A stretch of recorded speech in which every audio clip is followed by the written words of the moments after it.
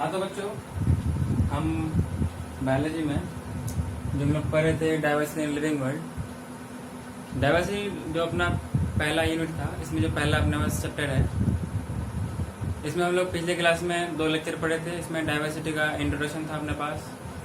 उसके बाद हमने फिर थोड़ा बहुत लिविंग वर्ल्ड का कुछ शुरुआत किया था, जिसमें हमने लिविंग को नॉन लिविंग का डिफरेंशिएट करने की कोई बात करा था।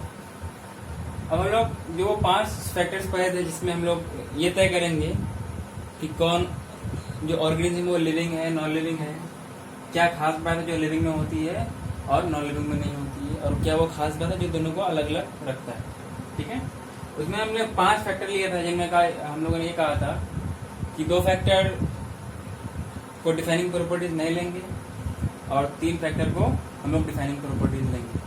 डिफाइनिंग प्रॉपर्टीज हम लोग उस प्रॉपर्टीज के बारे में कह रहे थे जिसमें क्या होता है ये कि हम उसमें वो कैरेक्टर लेते हैं, the character having no exception, the character having no exception. तो हम इसको क्या बोलेंगे, ऐसा कैरेक्टर लेंगे जिनका कोई भी एक्सेप्शन नहीं हो, जिनका कोई भी एक्सेप्शन नहीं हो, मतलब वो ईच एंड एवरी ऑर्गेनिज्म पे वैलिड होना चाहिए। क्या बोला मैंने, ईच एंड एवरी ऑर्गेनिज्म पे वैलिड होना चाहिए। ठीक है, तो the character which have no exception in the universe, मतलब वो हम डिफाइनिंग प्रॉपर्टी उसी प्रॉपर्टी को लेंगे, उसी कैरेक्टर को लेंगे, उसी फीचर्स को लेंगे जिसका कोई एक्सेप्शन नहीं होगा।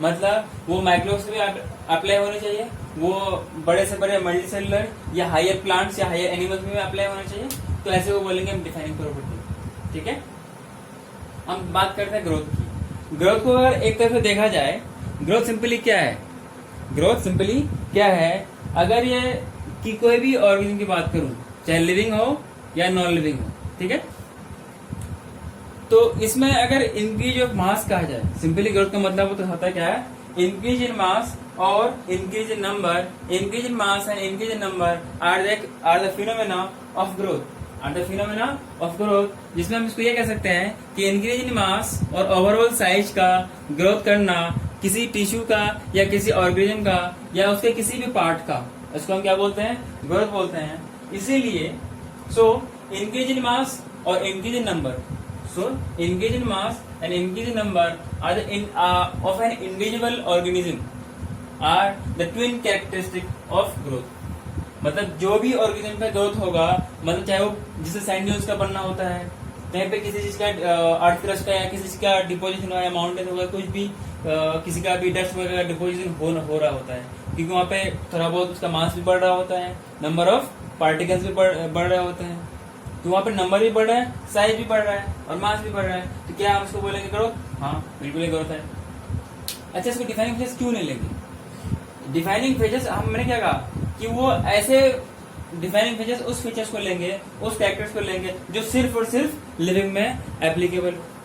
अगर ग्रोथ में देखा जाए, ग्रोथ नॉन लिविंग में पाई जाती है, जैसे कि हमने बोला कि डस्ट का जमा होना या किसी अर्थ डस्ट का डिपोजिट होना, ये इन सब चीज का जो डिपोजिट हो रहा है, इसका मतलब कि इनका एक्सेप्शन है कि ये वाली चीज प्लांट में, मतलब ये दोनों में पाया है। तो ये ग्रोथ जो ऐसी चीज है, लिविंग में है, लिविंग में भी है और नॉन लिविंग में भी है, जिनकी वजह से अपने को ये डिसाइड नहीं कर पा रहा है।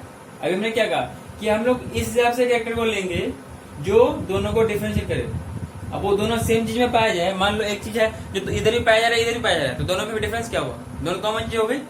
उसी तरीके से अगर हम बात करें यहाँ पे ग्रोथ की, तो ग्रोथ क्या होती है, एक इरिवर्सिबल जो कि कंटिन्यूस चल रहा है, वो रिवर्स हो ही नहीं सकता। मान लो अगर नंबर ऑफ सेल्स बढ़ रहे हैं तो ये बढ़ते रहेंगे। मान लो जिससे कि एक डायरेक्शन आगे बढ़ रहा है तो आगे बढ़ते रहेगा, वो बैकवर्ड में आ ही नहीं सकता, ऐसे को बोलते हैं इरिवर्सिबल, तो वापस हो ही नहीं सकता। मान लो अपने बॉडी में नंबर ऑफ सेल्स बढ़ गए, क्या ये वापस खत्म हो सकता है? बिल्कुल नहीं। हाँ सर, खत्म हो सकता है जब हम खुद खत्म हो जाए, ठीक है, या कोई ऑर्गेनिज्म खत्म हो जाए। सो ग्रोथ इज एन या is a permanent irreversible growth या in it is irreversible permanent increase in size of an organ or its parts even a individual cell, चाहे कोई सेल हो, चाहे यूनिसेलर हो, मल्टीसेलर, कोई सा भी ऑर्गेनिज्म हो, अगर वो लिविंग ऑर्गेनिज्म चाहे एक सेल का बना हो या मिलियंस बिलियंस ट्रिलियंस ट्राइलियंस सेल का बना हो, ग्रोथ क्या बोलेंगे? एक irreversible permanent increase in size and number of an organ or its part or even a individual cell. ठीक है? अच्छा, ग्रोथ होता कैसे? ग्रोथ का होना ये मेटाबॉलिज्म की वजह से होता है। ग्रोथ का होना मेटाबॉलिज्म की वजह से होता है। ये बात अलग है कि लिविंग में भी ये वाली चीज पाई जाती है, this also present in living, लेकिन ये डिफरेंशिएट नहीं कर पा रहे कि लिविंग है नॉन लिविंग। ठीक है? अच्छा, मेटाबॉलिज्म क्या होती है आगे पढ़ेंगे, वैसे मैं कुछ हिंट देता हूँ। मेटाबॉलिज्म वो एक कंप्लीट सम अप रिएक्शन है, जो भी वो सारे के सारे रिएक्शन जो किसी लिविंग ऑर्गेनिज्म के अंदर होता है, पूरा कंप्लीट, पूरा सारे के सारे रिएक्शन के सेटअप को, पूरा समअप को हम बोलते हैं क्या? मेटाबॉलिज्म। क्या बोलते हैं? मेटाबॉलिज्म। मेटाबॉलिज्म दो तरीके से होते हैं, चाहे तो वो रिएक्शन बन रहा होता है जिससे प्रोडक्ट बन रहा होता है, या प्रोडक्ट टूट रहा होता है। मतलब प्रोडक्ट बन अगर बनेगा, कोई कुछ ना कुछ सिंथेसिस होगी जहां पर सिंथेटिक रिएक्शन होगा जिससे कोई नया प्रोडक्ट बनेगा, उसको बोलेंगे हम एनाबॉलिज्म। क्या बोलेंगे? एनाबॉलिज्म बोलेंगे। तो एनाबॉलिज्म वो रिएक्शन, मेटाबॉलिज्म का वो पार्ट है जहां पर प्रोडक्ट का बनना होता है, जहां पर प्रोडक्ट का बनना होता है। अच्छा, एक होता है डिस्ट्रक्टिव प्रोसेस, मतलब कि जो प्रोडक्ट सिंथेटिक रिएक्शन था जहां पर प्रोडक्ट बन रहे थे, इसमें प्रोडक्ट टूटेंगे, इसी को बोलते हैं, इसी प्रोडक्ट के टूटने को या इस डिस्ट्रक्टिव प्रोसेस को बोलते हैं कैटाबॉलिज्म। जहां पर अगर एनाबॉलिज्म ज्यादा होगा कैटाबॉलिज्म से, कैटाबॉलिज्म मतलब काटना, मतलब काटे का मतलब तोड़े का मतलब डिस्ट्रक्शन, मतलब डिस्ट्रक्टिव इन नेचर। जहां पर एनाबॉलिज्म अगर ज्यादा होगा कैटाबॉलिज्म से, उसको वहां पर बोलेंगे कि उस ऑर्गेनिज्म में ग्रोथ हो रहा है। इसलिए हम ये कह सकते हैं कि ग्रोथ डिफाइनिंग फीचर्स तो नहीं है, ग्रोथ डिफाइनिंग फीचर्स तो नहीं है, लेकिन ये एक ऑर्गेनिज्म का कैरेक्टरिस्टिक फीचर्स है जो कि हर लिविंग ऑर्गेनिज्म में, जरूरी नहीं कि हर लिविंग में पाया जाएगा, क्योंकि इसका एक्सेप्शन इस हिसाब से है, मान लो, अच्छा आगे हम कुछ पढ़ेंगे जिससे आपको क्लियर हो जाएगा। ग्रोथ अलग अलग लेवल पे, हम अलग अलग लेवल पे ये अलग अलग टाइप्स के होते हैं। अगर लिमिटेशन के बेस पे देखा जाए, ये दो तरीके से होते हैं। एक तो होता है लिमिटेड ग्रोथ, एक होता है unlimited growth. Limited growth animals में हुआ करती है, अनलिमिटेड ग्रोथ प्लांट्स में हुआ करती है। कहने का मतलब ये है कि अगर प्लांट है तो पूरे उसके लाइफ स्पेन पे ग्रोथ होता रहेगा। क्या बोला मैंने? पूरे लाइफ स्पेन पे जब तक वो प्लांट मर न जाए, सेल का ग्रोथ, उस ऑर्गेनिज्म का ग्रोथ होता रहेगा। समझ में आ गया? वहीं पे एनिमल्स की बात करूं, इसमें एक सर्टेन एज तक ही ग्रोथ हो पाती है। क्या बोला मैंने? किसी सर्टेन एज तक ही ग्रोथ हो पाती है। जैसे उसके बाद होता क्या है, ग्रोथ तो रुक जाती है, लेकिन क्या होता है कि जो वो सेल्स होते हैं, ग्रोथ तो रुक चुकी है, लेकिन कभी कभी जरूरत पड़ता है, कोई सेल मर गया तो उसको रिप्लेस करना हो, कोई सेल किसी वजह से इंजर्ड हो गया, अब उसको कोई सेल किसी वजह से लॉस्ट हो गया, उसको तो रिप्लेस करना पड़ेगा ना, अदरवाइज ऑर्गेनिज्म को और दिक्कत आने लगेगी। तो सिर्फ और सिर्फ क्या होता है, लॉस्ट सेल का या इंजर्ड सेल का रिप्लेस होता है, only and only replenishment of the lost cell और डैमेज सेल और इंजर्ड सेल। ठीक है? तो ग्रोथ लिमिटेड कहां पर होती है? एनिमल्स में। अनलिमिटेड कहां होती है? प्लांट्स में। एक अलग तरीके से, अलग पॉइंट ऑफ व्यू से अगर देखूं मैं, ग्रोथ फिर दो टाइप का है। कितना टाइप का है? दो टाइप का। दो टाइप का मतलब ये है कि growth on the basis of ये अंदर हो रहा है या बाहर हो रहा है। एक होता है एक्सटर्नल ग्रोथ, एक होता है इंटरनल ग्रोथ। इंटरनल ग्रोथ को बोलते हैं इंट्रिंसिक ग्रोथ और एक्सटर्नल ग्रोथ को बोलते हैं एक्सट्रिंसिक ग्रोथ। आगे उसको आएगा नहीं, जहां पर उसको तो बाद में डिस्कस करते हैं, थोड़ा करते हैं। जहां पर, या फिर इसको क्या कहते हैं, जहां पर एनाबॉलिज्म कम हो, जहां पर एनाबॉलिज्म कम हो, कैटाबॉलिज्म ज्यादा हो। क्या बोला मैंने? जहां पर एनाबॉलिज्म कम हो एज कम्पेयर टू कैटाबॉलिज्म, तो there will be degrowth और नेगेटिव ग्रोथ। क्या बोला मैंने? डी ग्रोथ और नेगेटिव ग्रोथ। मतलब उस ऑर्गेनिज्म का डिस्ट्रक्शन हो रहा होगा, मतलब जितना सेल जो प्रोडक्ट बन रहा होगा उससे कहीं ज्यादा प्रोडक्ट टूट रहे होंगे। ठीक है, ये जो अपने पास एनाबॉलिज्म और ये कैटाबॉलिज्म है, ये आपस में ये चलता रहता है। एनाबॉलिज्म अगर जहां पर ये रिएक्शन रुक गया, जहां पर ये रिएक्शन रुक गया तो फिर उस ऑर्गेनिज्म का डेथ हो जाएगा। मतलब कि मेटाबॉलिज्म अगर रुक गया तो सेल जिंदा ही रहेगा। जब सेल ही जिंदा नहीं रहेगा, तुम या आप, मैं या कोई और ऑर्गेनिज्म जिंदा कैसे रह सकता है? ठीक है। अच्छा, in majority of higher plants and animals growth and reproduction are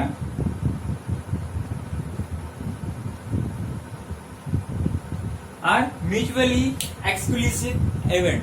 मतलब कि ये इंडिपेंडेंट इवेंट। कहने का मतलब ये है कि इसका कहीं ना कहीं आगे हम बात करने वाले हैं कि कहीं ना कहीं ये एक्सक्लूसिव इवेंट भी होगा। तो exclusive event, growth and reproduction, inclusive event कहीं और होता होगा, तभी तो हमें बात कर रहे हैं कि majority of higher plants and animals growth and reproduction are mutually exclusive event. मतलब ये आपस में इंडिपेंडेंट है। ग्रोथ कुछ सर्टेन एज तक होगा, फिर वो सेल मैच्योर होगा, फिर जगह रिप्रोडक्शन होगा। लेकिन कुछ ऑर्गेनिज्म में क्या होता है, जैसे यूनिसेलुलर हो गया, उसमें चाहे ग्रोथ बोलो या रिप्रोडक्शन बोलो, क्या बोला मैंने? ग्रोथ बोलो या रिप्रोडक्शन बोलो, बात बराबर है। एक सेल होगा, ये डिवाइड करेगा तो उस तरीके से फिर रिप्रोडक्शन होगा। तो रिप्रोडक्शन होगा तो नंबर ऑफ सेल बढ़ेंगे, नंबर ऑफ सेल बढ़ेगा, फिर वो कंटिन्यूअसली ग्रोथ करेगा। आगे से रहेगा तो एक ही सेल का, क्योंकि ऑर्गेनिज्म है यूनिसेलुलर। तो in unicellular organism growth and reproduction are inclusive event. मतलब दोनों आपस में इंडिपेंडेंट है। ठीक है, ये हो गया अपने पास, समझ में आ गया। मेटाबॉलिज्म क्या होती है? ऑल दोज रिएक्शन या all the sum of reaction inside a living organism, उसको बोलते हैं मेटाबॉलिज्म। ये दो तरीके से होते हैं, एक होता है सिंथेटिक, मतलब जिससे प्रोडक्ट बनना होगा, उसको बोलेंगे हम एनाबॉलिज्म। जिससे प्रोडक्ट का टूट रहा होगा या सेल का डिस्ट्रक्शन हो रहा होगा, जिससे प्रोडक्ट टूट रहे होंगे, या डिस्ट्रक्टिव प्रोसेस को बोलेंगे हम कैटाबॉलिज्म। अगर एनाबॉलिज्म ज्यादा होगा तो उसको बोलेंगे ग्रोथ हो रहा है, मतलब पॉजिटिव ग्रोथ होगा। अगर कैटाबॉलिज्म ज्यादा है एनाबॉलिज्म से, इसको बोलेंगे हम देयर विल बी डीग्रोथ या नेगेटिव ग्रोथ बोलेंगे। ठीक है। In majority of higher plants and animals growth and reproduction are mutually exclusive event. मतलब दोनों आपस में इंडिपेंडेंट हुआ करते हैं। ठीक है।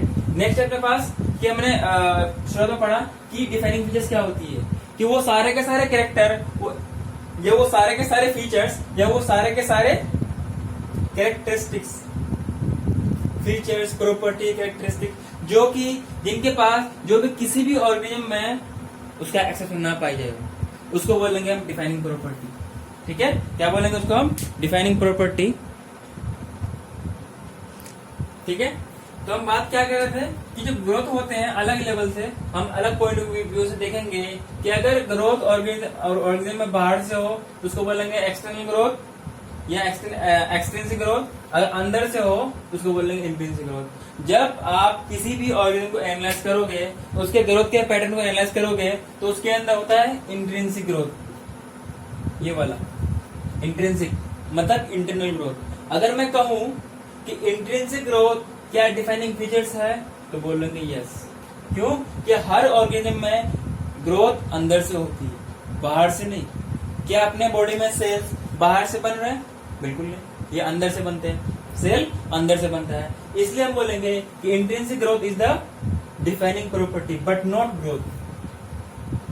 ठीक है, क्योंकि अच्छा, एक ग्रोथ लिमिटेशन की बेस पे देखा जाए, एक तरफ अनलिमिटेड है या अनडिटरमिनेट है या अनडिटरमाइंड ग्रोथ है, मतलब कंटिन्यूअसली होता रहेगा, जो कि ये प्लांट का फीचर्स है। ये प्लांट में ऐसा होता है। लेकिन लिमिटेड ग्रोथ कहाँ पे होता है? एनिमल्स में। जैसे हार्ट के सेल वगैरह हो गए जो लॉस्ट हो जाते हैं, तो उनको रिप्लेस करने के लिए एनिमल्स में ऐसा हुआ करता है। लेकिन प्लांट में ऐसा कुछ नहीं, उसमें कंटिन्यूअसली ग्रोथ होता रहता है। ठीक है। अच्छा, हमने ग्रोथ को, ओवरऑल ग्रोथ को डिफाइनिंग प्रॉपर्टी क्यों नहीं है?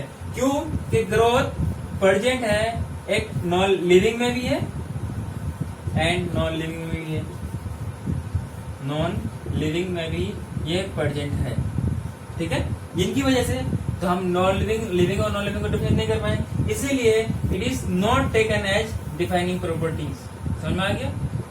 Not taken as defining features of the organism.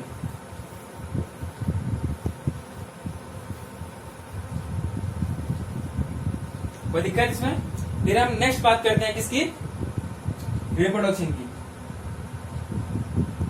अगर कभी सवाल पूछा जाए कि डिफाइनिंग प्रॉपर्टी में इंट्रिंसिक ग्रोथ अगर हो तो आप बिल्कुल यस कह सकते हैं। तो intrinsic growth is a defining property of organism, तो हम बोलेंगे यस, ठीक है। अच्छा, जो अपने पास एक्सटेंसिव ग्रोथ होती है, ये प्रॉपर्टी है नॉन लिविंग की, ये प्रॉपर्टी है नॉन लिविंग की, क्योंकि जो एक्यूमुलेशन ऑफ सेल्स या मास या किसी भी चीज का होता है या पार्टिकल का होता है, वो बाहर से होता है, तो इसलिए एक्सटेंसिव प्रॉपर्टी या एक्सटेंसिव ग्रोथ वो नॉन लिविंग में होती है, ठीक है। तो अब नेक्स्ट पढ़ते हैं, नेक्स्ट डिफाइनिंग फीचर्स पढ़ते हैं हम, क्या? रिप्रोडक्शन।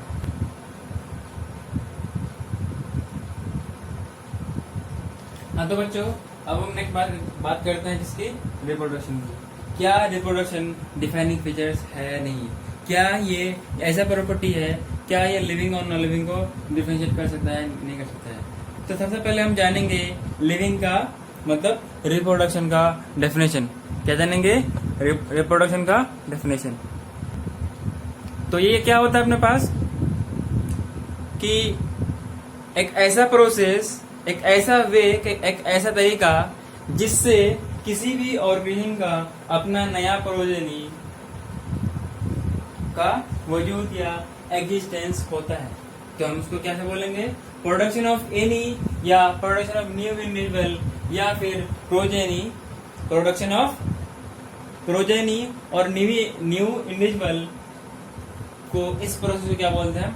रिप्रोडक्शन। लेकिन अगर देखा जाए रिप्रोडक्शन अलग अलग ऑर्गेनिज्म में होगा, मतलब कि सिंगल सेल वाले में होगा और मल्टी सेल वाले में होगा, सिंगल सेल में भी होगा और मल्टी सेल में होगा। अगर मल्टी सेलुलर ऑर्गेनिज्म की बात करूं मैं, तो वहां पर सेक्सुअल रिप्रोडक्शन होता है, ठीक है। मैक्सिमम तौर पे क्या होता है? सेक्सुअल रिप्रोडक्शन होता है। उसमें क्या होता है कि जो उसके प्रोजेनी होते हैं, मतलब जो उसके बच्चे होते हैं या जो उसके ऑफस्प्रिंग होते हैं, पेरेंट्स से थोड़ा बहुत ही मिलते हैं। दे आर मोर और less similar to their parents. तो मैंने क्या बोला कि reproduction in multicellular organism progeny posing features, मतलब जो पेरेंट्स, जैसे पेरेंट का जो फीचर्स है मोर और लेस थोड़ा बहुत पहले पेरेंट्स के सिमिलर होते हैं। लेकिन वहीं पे यूनिसेलुलर ऑर्गेनिज्म में जहां पर असेक्सुअल रिप्रोडक्शन होता है, खास तौर से वहां पर क्या होता है? प्रोजेनी, खासतौर से असेक्सुअल रिप्रोडक्शन में प्रोजेनी का फीचर्स हूबहू एग्जैक्ट पेरेंट्स के तौर पे, पेरेंट्स की तरह से मिलता जुलता है। मैक्सिमम फीचर्स को एग्जैक्ट कॉपी में लेता है, ठीक है। अगर मैं बात करूं रिप्रोडक्शन यूनिसेलुलर, जैसे एग्जांपल के तौर पे यूनिसेलुलर में कौन सा बैक्टीरिया आता है, यूनिसेलुलर अलगा आता है, एमीबा वगैरह आता है, और बहुत सारे आते हैं यूनिसेलुलर में। जब वो आता है उसका आएगा वो भी पढ़ेंगे, ठीक है। तो इससे में ये मालूम चल सकता है कि so we can say that growth and reproduction in unicellular organism, growth and reproduction in unicellular organisms are synonymous और सेम। मतलब कि ग्रोथ होगा तो रिप्रोडक्शन होगा, रिप्रोडक्शन होगा तो ग्रोथ होगा। क्यों? तो सिंगल सेल के हैं, एक है, फिर ग्रोथ हो रहा है, फिर रिप्रोड्यूस करेगा, फिर वो ग्रोथ करेगा, फिर रिप्रोड्यूस करेगा, फिर ग्रोथ करेगा, फिर रिप्रोड्यूस करेगा। इसलिए बोलते हैं कि दे आर सिनोनिमस। लगाते हैं क्या?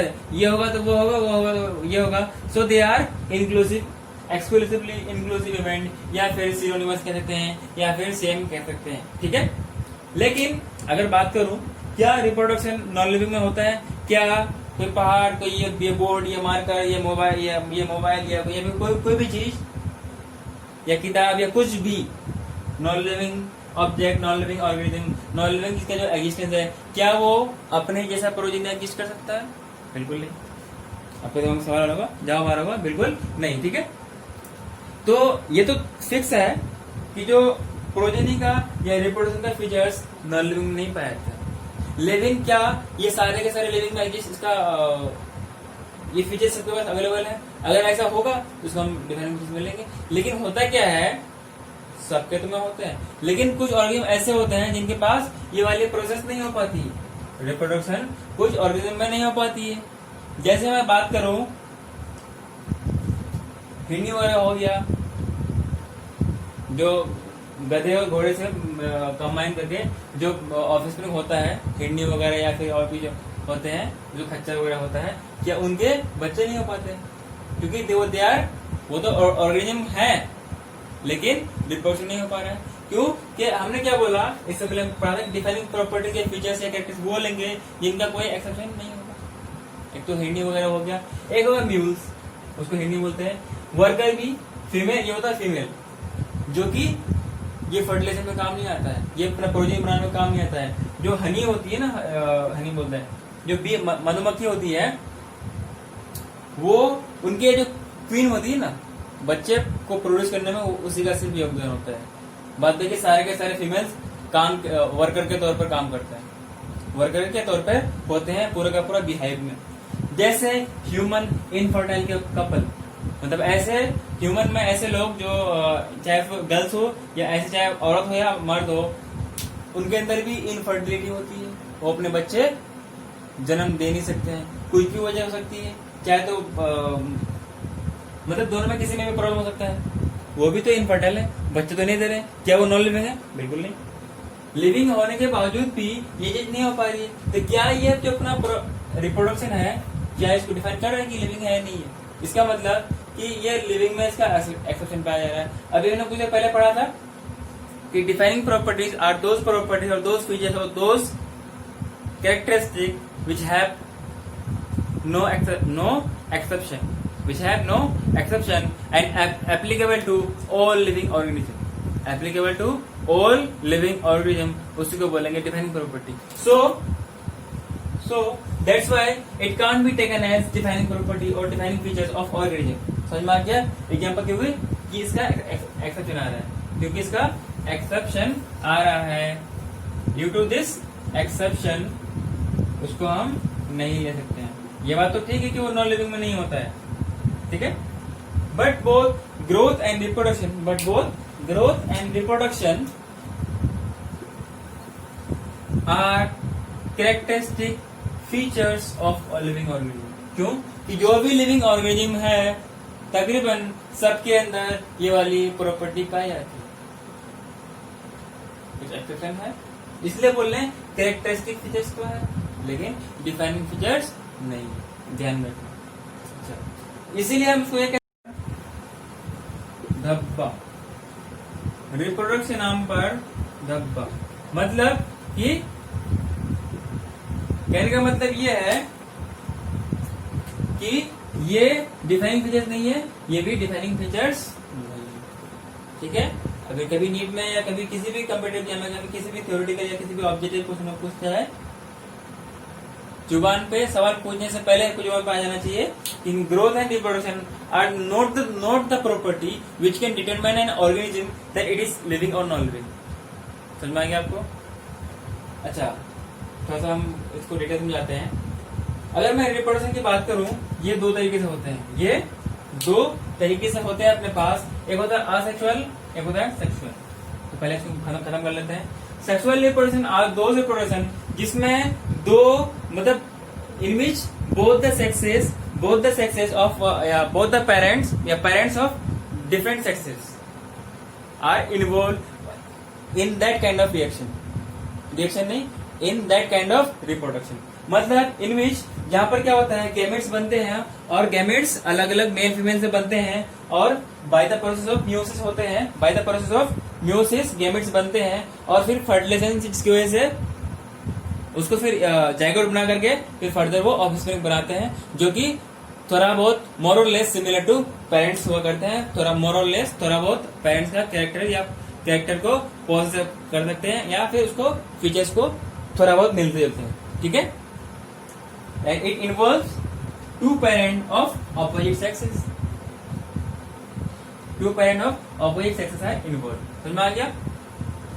नेक्स्ट अपने पास क्या है, कि असेक्सुअल रिप्रोडक्शन क्या है, असेक्सुअल रिप्रोडक्शन। इसमें क्या होता है, reproduction in which gametic fusion और फर्टिलाइजेशन और मियोसिस आर एब्सेंट, जिनमें ये वाली चीज नहीं होती है, जिनमें सिर्फ सिंगल पेरेंट से पूरा का पूरा ऑर्गेनिज्म होता है। इसके हम अलग अलग टाइप पढ़ते हैं, इसमें only single parent is involve. ठीक है, तो अपने पास टाइप ऑफ असेक्सुअल रिप्रोडक्शन में 3 तरीके से आते हैं। ठीक है, एक होता है विद बाई असेक्सुअल स्पोर। ये क्या है, बाई असेक्सुअल स्पोर। इससे एग्जाम्पल में आता है एल्गा और फंजाई वगैरह है, असेक्सुअल स्पोर के थ्रू, मतलब स्पोर ही पूरा ऑर्गेनिज्म को बनाएगा। ठीक है, नेक्स्ट है बडिंग, मतलब अपने पार्ट से इसको, इन सबको आप रिप्रोडक्शन इन और लोअर ऑर्गेनिज्म, जो कि 12th का पहला चैप्टर है, उसमें आपको डिटेल से बताया जाएगा। मैं वहां पे कम थोड़ा बता पाऊँ, इसलिए मैं आपको थोड़ा यहीं पे पूरा अच्छी तरीके से एक्सप्लेन करता हूँ। ठीक है, बडिंग क्या होता है, उसके पार्ट से ही नया पार्ट बनते हैं, फिर बाद में वो जगह डिटैच मतलब अलग हो जाते हैं, सेपरेट हो जाते हैं। और इसमें क्या होता है कि उनके पार्ट्स में जो सेक्सुअल पार्ट होते हैं उनमें स्पोर्स बनते हैं, तो फाइनली वो स्पोर ग्रोथ करते करते नया ऑर्गेनिज्म बनाता है। ठीक है, एक होता है रीजनरेशन। क्या होता है, रीजनरेशन। एक होता है रीजनरेशन, एक होता है ट्रू रीजनरेशन। इसमें ये 2 टाइप का होता है, एक होता है मॉर्फोलेक्सिस, एक होता है एपीमॉर्फोसिस। एपीमॉर्फोसिस वो वाली टाइप होती है जिसमें जो मान लो एक कोई ऑर्गेनिज्म है, इनका कोई ये वाला पार्ट कट गया, तो ये जो लोस्ट पार्ट है इसको भरपाई कर देगा। ये हो गया एपीमॉर्फोसिस। क्या हो गया, एपीमॉर्फोसिस।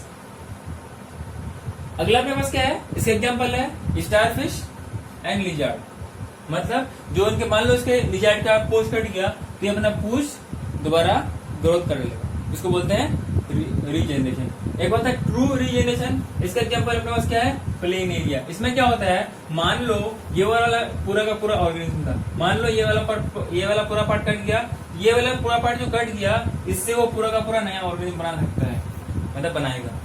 इसको बोलते हैं ट्रू रीजनरेशन, और इसको बोलते हैं planaria.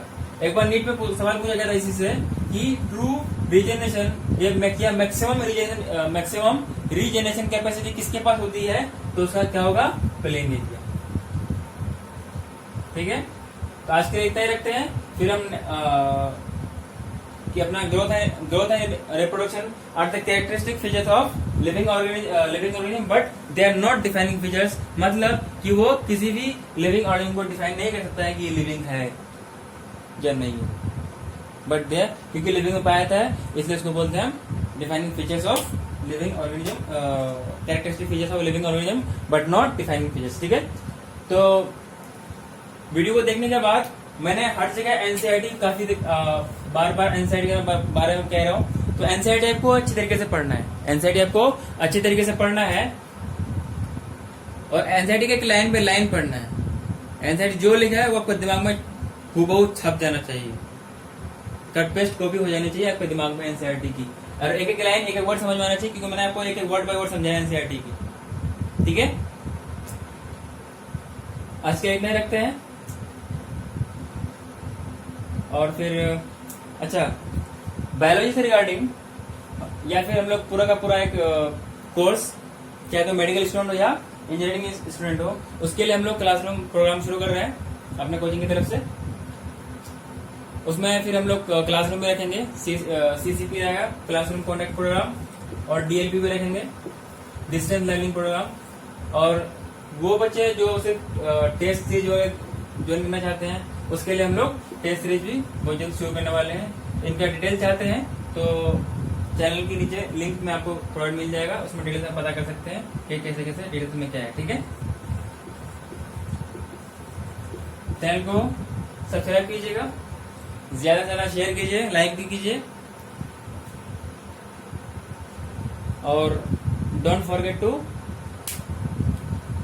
press the bell icon so that you can never miss any updates whenever we update any videos regarding engineering student or medical students. Okay, thank you बच्चों।